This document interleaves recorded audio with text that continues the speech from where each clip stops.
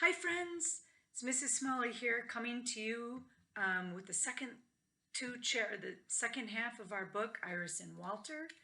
And when we last left our new friend, Iris, she was pretty sad. She was sad because she had moved, and she also seemed like she might be a little bit annoyed or irritated with her family because they were trying to get her to do silly things to cheer her up. That's what they wanted to do. They just wanted to cheer her up. Mom was doing cartwheels, dad was acting like a silly monkey, but she just wasn't having it. And luckily, Grandpa came around and Grandpa said, "Let's go for a walk." He didn't say, "Cheer up," which made her very happy. So today, as I'm reading, I want you to be thinking of adjectives or traits that would describe Iris. And when readers think of traits when they're talking about characters, they often, or they always, have evidence from the book to help explain why they believe the character is the way they are. So for example, I said that I believed Iris was a little irritated or annoyed. And my evidence from the book was she was not happy that her family kept saying cheer up, and they weren't really doing anything to cheer her up. They were just being silly. But Grandpa didn't do that. So she was a little annoyed with her family. I'm wondering if you're going to learn or come up with some other traits that through the story that will help you describe Iris also. So let's finish up our story, Iris and Walter. I'm wondering if Grandpa is going to be the one to help her. Chapter 3, A Walk and a Talk. I just want to make sure you can see it. Iris and Grandpa went for a walk. "Can I tell you something?" Iris asked. "You may tell me anything," said Grandpa. "I hate the country," said Iris. "Why?" asked Grandpa. "Because there are no children here," said Iris. "The country is as lonely as Mars."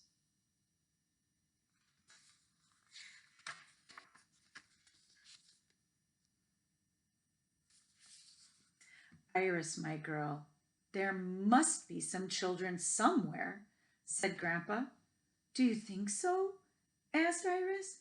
"I know so. We shall have to find them, Iris.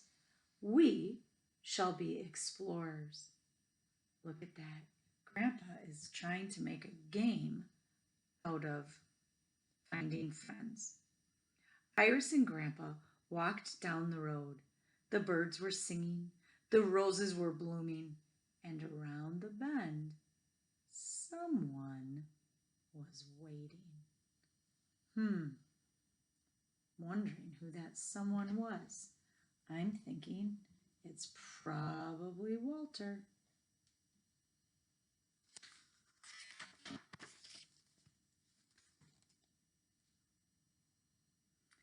Iris and Grandpa walked around the bend. They saw a great big green tree. "What a tree!" said Grandpa. "So green," said Iris. "So beautiful," said Grandpa. "I want to climb it," said Iris. Down came a ladder. Whoa, that is magical. He must have heard, and it makes me wonder if Walter knew that they were coming. "Amazing! I wonder what's up there," said Grandpa. "I'll go see," said Iris. Iris began to climb. "How is it up there?" called Grandpa. "It's very green," yelled Iris. Iris climbed higher and higher until she was almost at the top of the great big green tree. "Grandpa," called Iris, "there's a house up here." "Amazing," said Grandpa.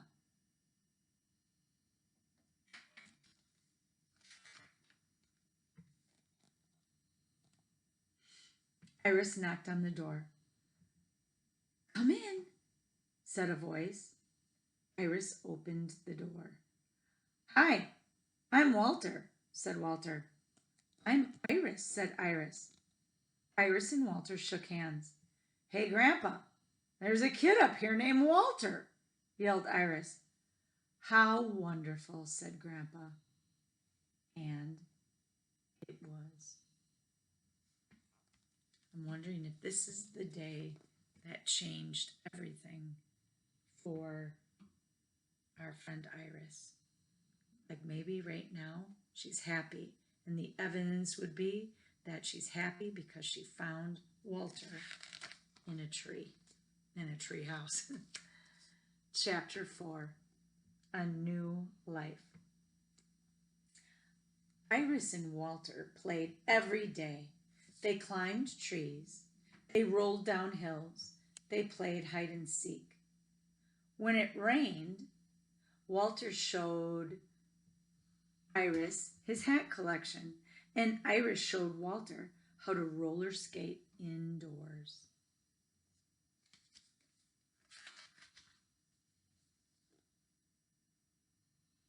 Some days they rode Walter's sweet pony Sal.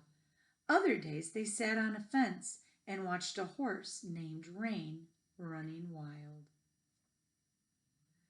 Tell me about the big city, said Walter.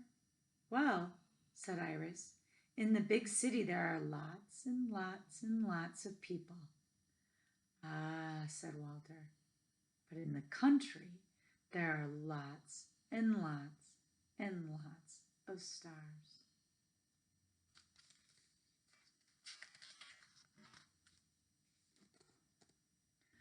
Iris and Walter played every day, but still Iris dreamed of the big city. She dreamed of her noisy street and her wide front stoop. She dreamed of tango music and of roller skating down long hallways. But Iris was not sad. Wonder why she wasn't sad anymore.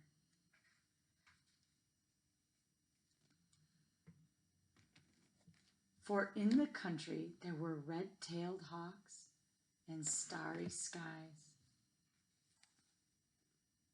And there were pale roses, and there was cool green or cool grass beneath her feet. There was a wild horse named Rain and a sweet pony named Sal.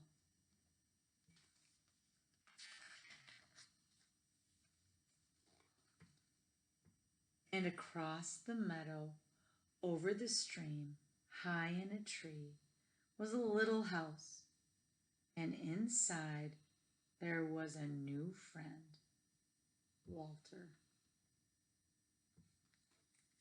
And if you look really close at this picture, you can see a I plus Walter. Before it just said Walter, and he must have added I for Iris. So it's their treehouse together. She did change, and Walter helped her change. Made me wonder if maybe Grandpa knew that Walter was there. I don't know. But now that the book is over, I was thinking as an optional activity, you may want to write about a connection that you made to the story. And when we do that, we sort of stand on the shoulders of the author, Alyssa Hayden Guest, and we use ideas from her story. We don't copy, we use ideas in the way that she writes. And in the beginning of the story, she listed all the things that she missed. She missed playing baseball after supper until it was too dark to see the ball. And then at the end, she listed things that she was doing now in the country, that she dreamed of noisy streets, but now she had a horse and she had cool green grass beneath her feet. So I wrote an example for you, and I thought maybe you could do this writing as well.